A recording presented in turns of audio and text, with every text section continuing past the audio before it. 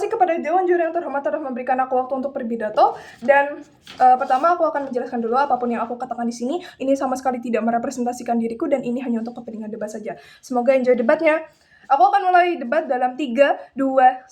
Bicara tentang mengasuh anak. Bayangkan sebuah dunia di mana adanya kalimat, kamu itu sebenarnya maunya apa sih? Mama papa itu gak pernah ngerti aku dan juga akhirnya gak perlu lagi diucap. Karena jembatan empati antara orang tua dan juga anak itu udah dibangun sejak hari pertama, mereka lahir ke dunia melalui teknologi Lano. Dan disinilah kami sebagai tim pemerintah hadir dengan penuh senyuman dan juga penuh jawaban.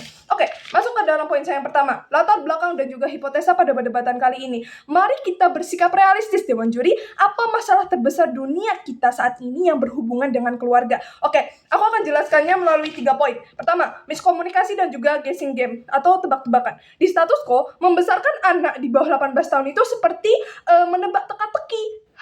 Yang sepertinya kayak tidak ada penunjuk dan anak itu sering nggak tahu cara mengekspresikan emosi, seperti trauma, takut maupun secara gangguan mental. Sementara orang tua itu hanya bisa menebak-nebak dan ini seringkali merujuk pada salah paham. Oke, yang kedua, aku akan menjelaskan siapa aktor yang bertanggung jawab.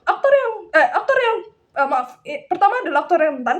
Rentannya siapa? Yaitu adalah anak di bawah 18 tahun. Mengapa? Karena mereka itu sendiri kan belum matang secara emosional ya. Jadi ketika mereka dibully di sekolah, maupun secara krisis identitas ataupun secara depresi, mereka itu cenderung untuk merendamnya. Dan ini berakibat fatal pada pelarian merusak atau membunuh diri. Dan ini sama sekali tidak ingin terjadi. Oke, yang ketiga. Siapakah aktor yang bertanggung jawab? Yaitu adalah orang tua itu sendiri. Kenapa? Karena kewajiban, obligasi moral untuk melindungi anak. Tapi mereka itu kayak buta terhadap isi kepala anak. Mungkin mereka itu terdidik. Tapi mereka itu kadang kurang dalam ketidakbacaan kepribadian anak. Oke, aku akan menjelaskan yang ketiga, yaitu adalah kegagalan mekanisme yang pernah terjadi. Menurut status quo, itu ada 2. Pertama, komunikasi secara persuasif atau curhat. Jadi, adanya kayak batasan seorang anak itu kayak takut untuk mengekspresikan apa yang sebenarnya dia rasakan kepada orang tuanya, karena orang tuanya itu bersifat, istilahnya kayak figur secara otoritas. Dan yang kedua, secara status quo, itu adalah kayak konseling atau psikolog secara profesional. Nah, maksudnya kayak bersifat secara reaktif, orang tua itu baru bawa anak ke psikolog setelah anak itu kayak mengalami kerusakan mental atau trauma yang mendalam. Oke, masuk ke dalam poin saya yang keempat, yaitu urgensi dan juga statement pada mosi perdebatan kali ini. Oleh karena itu, demi menyelamatkan ruang tumbuh kembang anak secara presisi, kami dengan bangga memilih mosi, Dewan ini lebih memilih dunia di mana teknologi Lano itu ada. Oke, masuk ke dalam poin saya yang kelima, yaitu adalah karakterisasi berupa setup dunia paralel dalam posisi kami sebagai posisi pemerintah. Jadi, untuk mencegah miskarakterisasi dari tim kontra, mari batasi bagaimana dunia proposisi itu bekerja secara humanis. Oke, saya akan jelaskan dulu. Pertama, Lano itu sebagai alat penerjemah empati, bukan sebagai alat kontrol. Jadi, Lano itu gak bisa mengubah pikiran anak, mendidik anak, menghapus kepribadian Lano, hanya memberi akses informasi berupa isi pikiran, dan juga perasaan asli anak terhadap orang tua. Yang kedua, adanya batasan usia 18 tahun sebagai safety net atau privasi. Jadi, Lano itu tuh kayak teknologi sementara yang otomatis itu bakal mati total saat anak itu bakal berusia 18 tahun, bukan? Dan ini sebenarnya merupakan suatu pembatas yang jenius karena untuk menghormati hak otonomi dari kedewasaan anak. Oke, saya akan masuk ke dalam poin saya yang berikutnya, yaitu adalah statement dan juga goals dari kami. Jadi, stance dari kami, yaitu kami memilih dunia Lano ada itu sebagai instrumen pengasuhan preventif yang sah demi kesejahteraan anak. Yang kedua, yaitu adalah tujuan kami, yaitu untuk menghapuskan trauma masa kecil yang tersembunyi demi keselamatan mental yang tinggi. Oke, masuk ke dalam poin saya yang ketujuh, yaitu adalah apa sebenarnya beban pembuktian kami. Kami dapat membuktikan ini 2 hal. Pertama, mengapa akses informasi Lano itu secara prinsip dapat dijustifikasi secara moral dan tak melanggar hak anak di bawah umur. Dan yang kedua, mengapa dunia dengan Lano secara praktikal itu memberikan keuntungan atau benefit jauh lebih baik untuk anak dan juga orang tua. Oke, yang ke-8, yaitu adalah eksklusivitas dari tim kami. Kami menjelaskan bahwa Dewan Juri, dampak pengasuhan anak yang istilahnya kayak presisi dan deteksi dini itu hanya eksklusif di sisi kami. Yang ke-9, yaitu adalah preemptive dan juga turn off kami. Juri, oposisi itu bakal kayak istilahnya meromantisasi hak privasi anak dan juga takut orang tua itu akan menghakimi pikiran buruknya anak.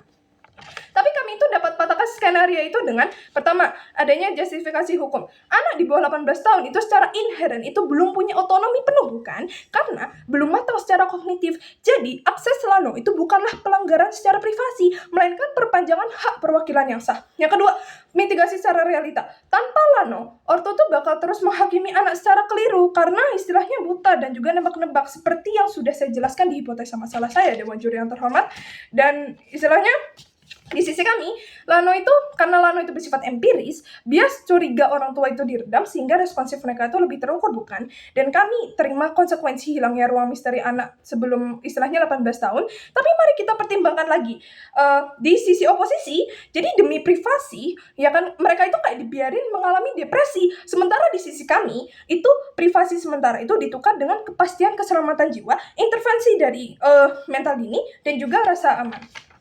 Oke, selanjutnya saya akan membawakan 2 argumen. Pertama, justifikasi hak orang tua dalam kontrak pengasuhan yang sah, dan yang kedua, argumen yang kedua yaitu adalah deteksi dini kesehatan mental dan juga pola asuh berbasis bakat dari orang tua. Oke, aku akan menjelaskan dulu argumen saya yang pertama. Jadi, dunia proposisi itu secara eksklusif menjamin hak perlindungan nyawa dan juga keselamatan mental anak di bawah 18 tahun. Secara moral dan juga hukum, hak perwakilan orang tua itu menjustifikasi kepemilikan informasi ini karena mereka itu bertanggung jawab mutlak untuk anak. Oke, parameter keselamatan struktur dan juga pencegahan depresi itu lebih penting untuk menang dibandingkan parameter yang istilahnya haknya itu disembunyikan, dirahasiakan dan itu hanya ada di dunia oposisi. Oke. Aku jelaskan yang argumen saya yang kedua, yaitu adalah teknologi Lano itu kayak nyedia data empiris. Oke, istilahnya sehingga membantu mengurangi ambiguitas orang tua terhadap anak. Oke, intervensi pengasuhan ini tuh kayak mampu menyelamatkan, istilahnya tuh kayak dari aktor rentannya itu sendiri, yaitu adalah depresi tersembunyi. Dan ketika komunikasi manual di oposisi itu gak pasti, karena keterbatasan psikologis anak, dunia kami itu mampu menyelamatkan anak dan juga orang tua. Dan itu adalah penjelasan dari argumen saya yang kedua, maka dari itu tim pemerintah layak menang. Terima kasih.